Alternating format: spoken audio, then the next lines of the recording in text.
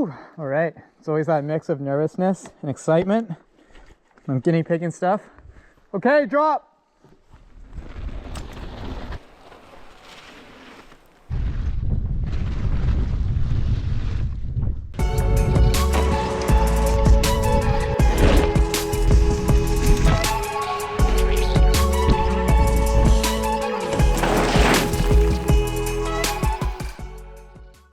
Hey, what's up guys? Welcome back to the channel. Super stoked because today is another test day. I love days like this. I get to try something new and it's always a little scary. Today is the next big hit on the line on the Fern Gully Trail, and yeah, a few things I'm worried about. The compression on the slip is looking tighter than I anticipated now that everything's settled in from the last few days, and the gap's looking pretty long, but I always say gaps are long and there's only really one way to find out. So let's get up there, start riding. I'm gonna start from the landing of the mega step up, take some run-ins. If the speed feels right, I'm gonna go for it. If it feels a little slow, I'm gonna start at the very top and hit the whole line top to bottom. And the goal for the end of the day is to get a good session on the whole line top to bottom a few times. So let's get up there and just start sessioning and feeling this out. Stoked. Before I jump on the bike, I just wanna show you guys what I'm thinking before I hit something new like this. I wanna make this video a little bit about the risk management that goes into riding a new big feature like this.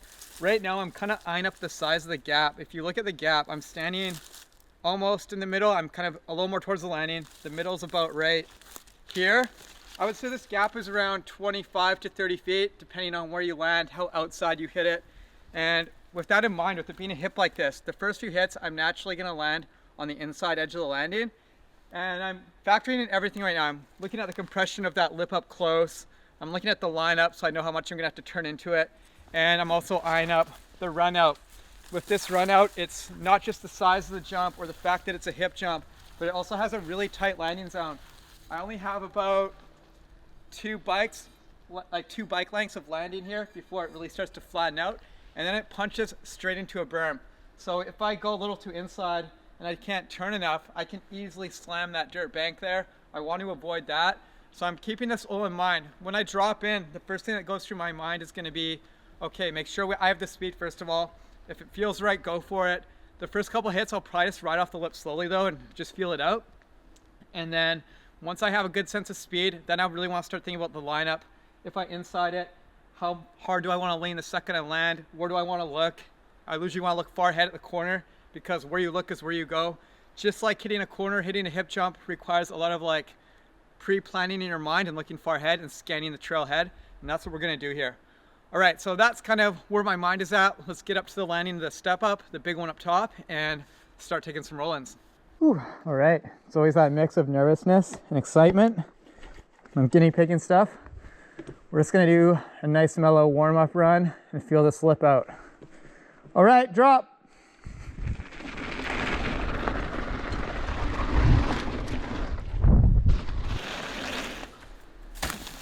Doesn't feel too bad. That compression's quite mellow actually. The the speed gap though, like comes up really quick and kind of offline. You're like kind of ducking the tree out of the berm and then it's right there. So yeah, gnarly setup. This gap feels totally reachable though. I think this next hit will be totally doable from the landing here. I just gotta really commit my speed and go fast. My major concern though is this section right here with the berm. It's a major speed killer because the lineup is so off. Like I definitely messed this up. So I come through it and I'm overturning and I'm almost going like straight into my bike when I go off this, like not quite that far, but I really have to overcompensate on the run-in. The run-in feels good, but the setup's not quite there. I'm gonna have to like move the lip way more outside and then figure drainage out somehow. But yeah, that's really tough because if you see my tire marks, it's kind of hard to see on camera, but I'm almost doing like a big S right before the lip. It's a bit scary for that reason, but other than that, like I think this gap is totally reachable. I'm just gonna have to like really pin into it. Okay, I'm starting on the far outside edge of the step up landing. That is almost gonna give me more of an advantage than actually hitting it because I can line up for the corner better. I tend to go more inside when I hit it, and that might even give me more speed than just riding it normally. So we'll give this a go and see how the flow feels. Drop.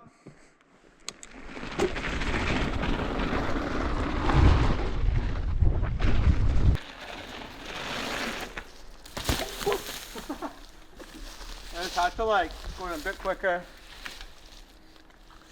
it's that berm more than anything. I mean, the jump after is a weird lineup, like I was just saying, but yeah, it's that berm. It feels like I'm gonna shoulder check that tree. I don't know, how'd that speed look to you, like before the initial brake check? We can watch it back. I yeah, don't think I got to study it enough while I'm trying to track you, but we can watch it back here. Yeah, let's take a review on that.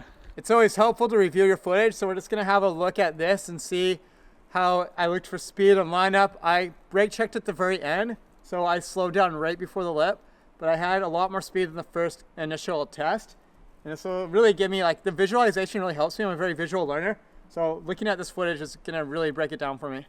After scrubbing my speed, I can see in the footage that I made it about halfway to the landing, staying nice and low.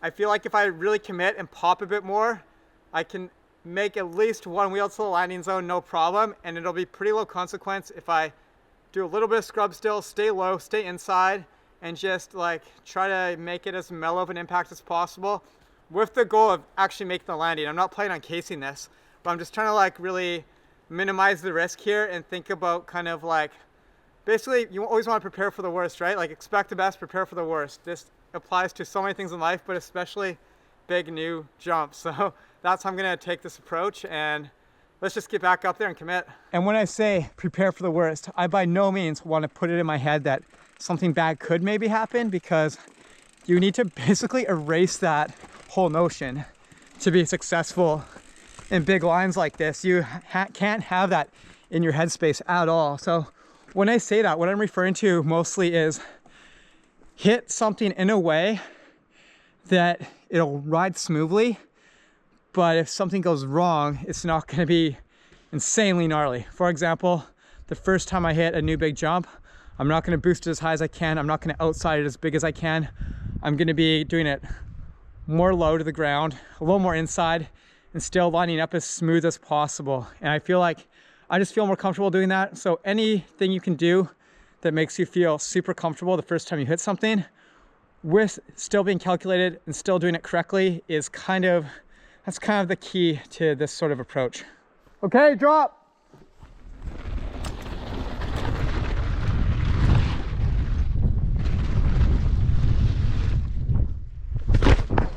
Oh, oh.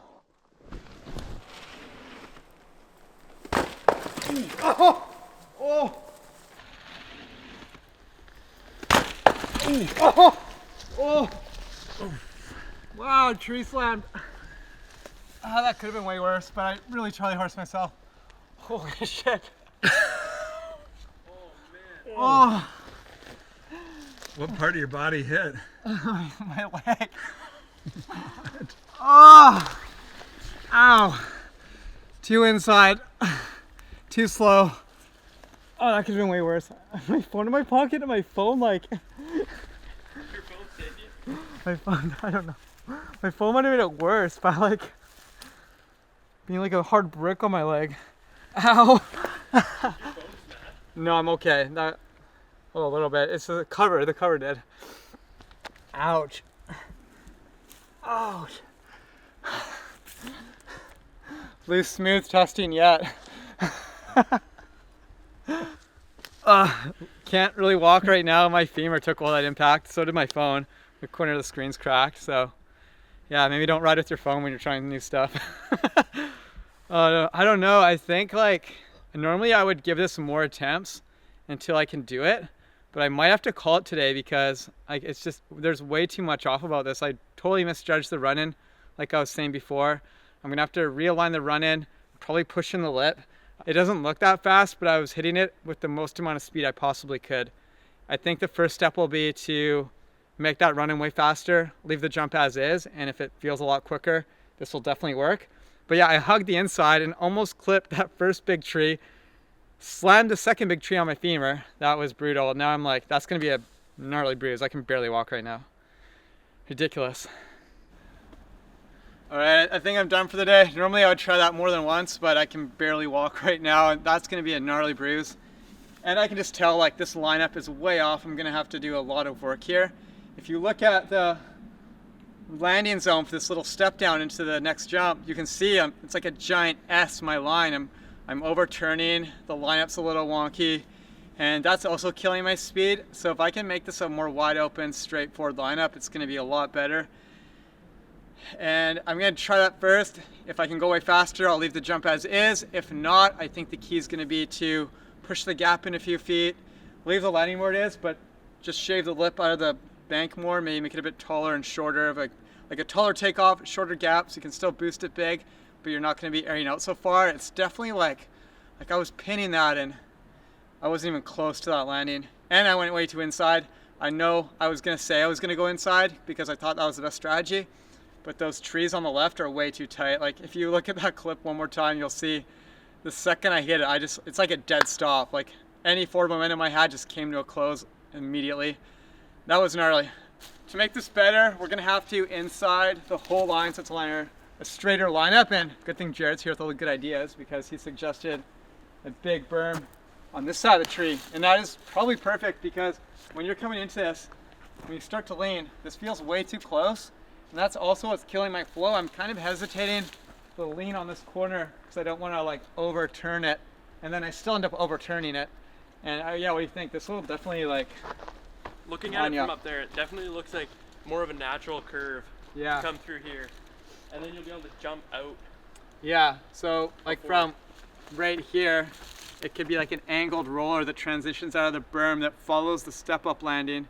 And then it would like just keep going into a nice big corner. We could take all that dirt, push it up, cut more dirt out of this bank, and then you have way more of a straight shot that should give you a lot more speed. We can even do like a little speed gap out of it. Like it's higher up, so it's more of a step down than what we have now. And you won't be turning at all. Like maybe you turn in the air a bit, but once you're on the ground, it's just gonna be a straight shot. That's gonna be a huge, huge help. Just realized how much I'm bleeding here too. My new pants have stains all over them. Well, that's it for the testing portion, unfortunately, of this video. But I'm gonna end it with some riding as always, and I'd love to feature you guys at the end of any of these videos. So if you'd like to see yourself at the end of the videos, go to the link in the description here, join that group folder, then upload your content so I can download it and put you at the end. And that's it. All right, I'll see you guys later. Peace.